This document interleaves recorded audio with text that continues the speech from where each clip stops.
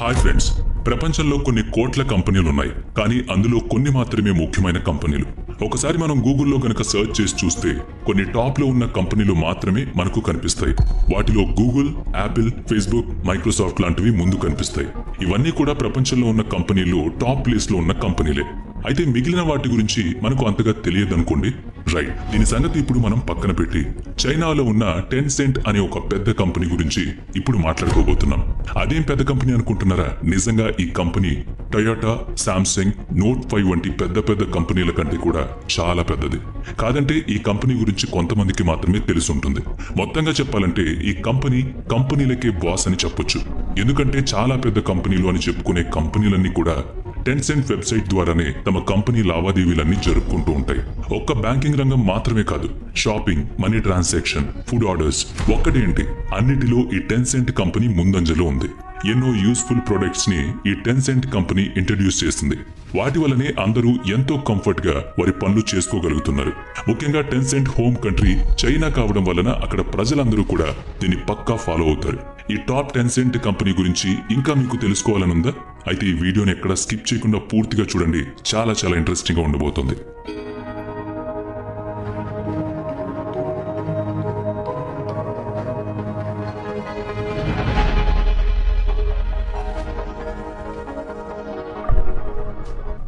ఇప్పుడు మనం టాపిక్ లోకి వెళ్ళిపోదాం. టెన్సెంట్ ఈ కంపెనీ చైనా ప్రజలకు జీవన ఆధారంగా మారిన ఒక పెద్ద కంపెనీ. అసాధ్యమైన విషయాలను సైతం ఈ టెన్సెంట్ వెబ్సైట్ సాధ్యమయ్యేలా చేస్తుంది. అది ఎలా అంటే అన్ని వెబ్సైట్స్ ని ఈ వెబ్సైట్ తనతో పాటు కలుపుకుని ముందుకు వెళుతుంది. అంతేకాకుండా ఆ కంపెనీలన్నిటినీ కూడా తన కంట్రోల్లో ఉంచుకుంటుంది. ఒకసారి జెమ్ టీవీలో ఈ టెన్సెంట్ గురించి కొన్ని సెన్సేషన్ వార్తలు వచ్చాయి. అవేంటంటే ఈ టెన్సెంట్ కు లింక్ ఉన్న వెబ్సైట్స్ అన్ని చైనాకు ఆపరేటింగ్ సిస్టమ్ గా మారాయని, అంటే చైనా గుప్పెట్లో ఈ కంపెనీలన్నీ ఉన్నాయని.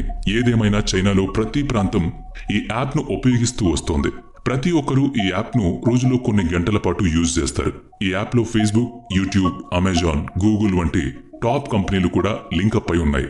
ముఖ్యంగా చైనా ప్రజలు మిగిలిన యాప్స్ కంటే ఈ యాప్ ని ఎక్కువగా యూజ్ చేస్తూ ఉంటారు. ఎన్నో రకాల పనులు చిటికెలో ఈ యాప్ ద్వారా పూర్తయిపోతూ ఉంటాయి. 140 కోట్ల ప్రజలు పర్సనల్ డీటెయిల్స్ కూడా ఈ వెబ్సైట్ లో పొందుపరిచింది అంటేనే ఆ దేశంలో ఆ యాప్ విలువ ఏంటో అర్థం చేసుకోవచ్చు. ఆ యాప్ లో అందరికీ సంబంధించిన ఇంటి అడ్రస్ తో పాటు బ్యాంక్ ఇన్ఫర్మేషన్, మెసేజ్ చాట్ వంటి వివరాలు కూడా ఉన్నాయి. మొత్తంగా చెప్పాలంటే ఇది చాలా ఖతర్నాక్ వెబ్సైట్. అంతేకాకుండా ఇంకొక ఇంట్రెస్టింగ్ విషయం ఏంటంటే ఈ వెబ్సైట్ చైనా గవర్నమెంట్ కు తన దగ్గరున్న ఇన్ఫర్మేషన్ ను షేర్ చేస్తూ ఉంటుంది. ఇది రూపొందించిన వీచాట్ అనే ఒక యాప్ ద్వారా చైనా గవర్నమెంట్ చైనా ప్రజలతో నిరంతరం చాట్ చేస్తూ ఉంటుంది. ఏదైనా పర్సనల్ ఇన్ఫర్మేషన్ షేర్ చేయాలనుకుంటే ఇందులో షేర్ చేస్తూ ఉంటుంది.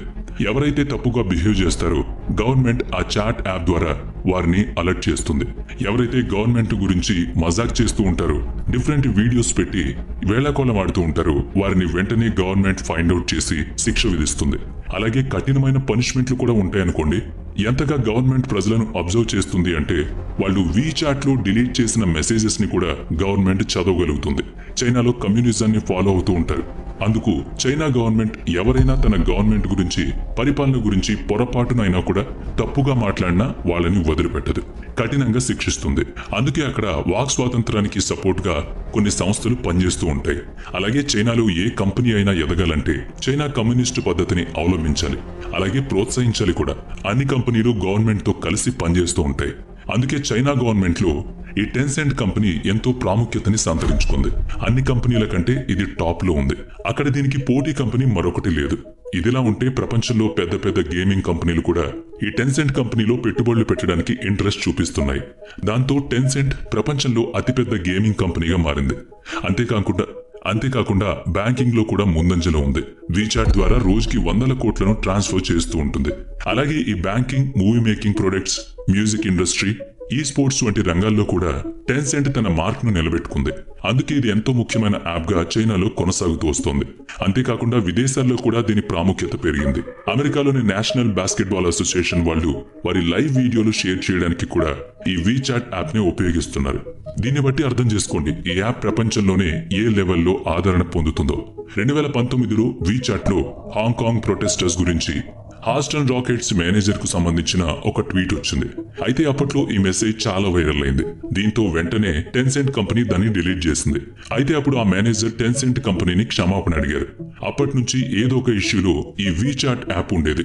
దీంతో నెమ్మదిగా ఆదరణ తగ్గుతూ వచ్చింది.